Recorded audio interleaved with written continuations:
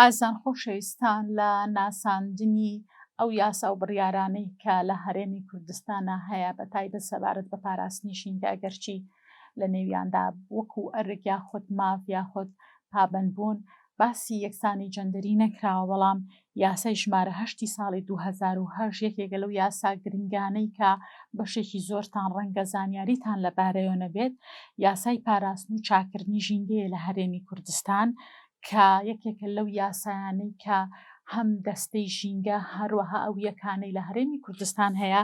کار بە یاساکە ئەکەن.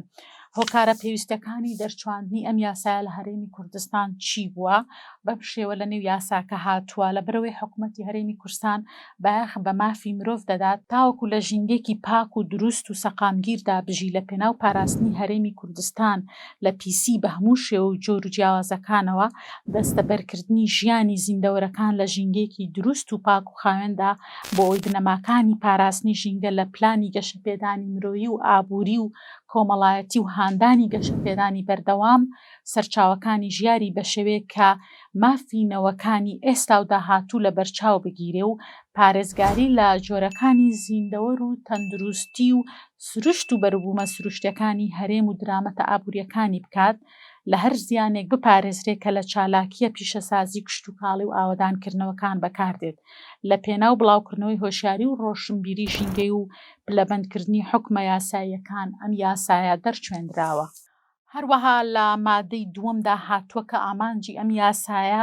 هێنانەدی ئەم مەبەستانەی لای خوارەوە. یەکەم، پارێزگاریکردن لە ژینگەی هەرێم و پاراستنی و چاکردنی و پەرەپێدانی ژینگە و ڕێگەگرتن لە پیسبوونی،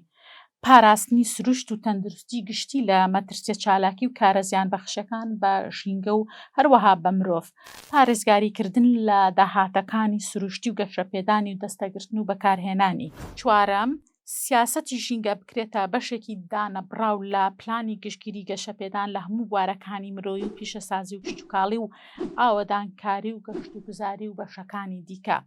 بەرزکردنەوەی ئاستی هۆشیاری ژینگەی و قوڵکردنەوەی هەست بە لەپرسنەوەی تاک و کۆمەڵ بۆ پاراستنی ژینگە و چاکردنی و هاندانی هەوڵە خۆبەخشراوەکان لەو براورەدا. جێگای ئاماژەیە ئەمەوێت بڵێم کە لە ماوەی ڕابردوو ڕێکخراوی ئێمە یەکێک بووە لەم ڕێکخراوانەی کە سیاسەتی پاراستنی ژینگەی لە نێو ڕێکخراوەکەیە داڕێژدووە، هەروەها خستنە ڕووی ڕۆڵی ژنان لە پاراستنی ژینگە وەکو ڕێکخراوێکی فێمەنیست و کار کردوو لە بواری جەندەری.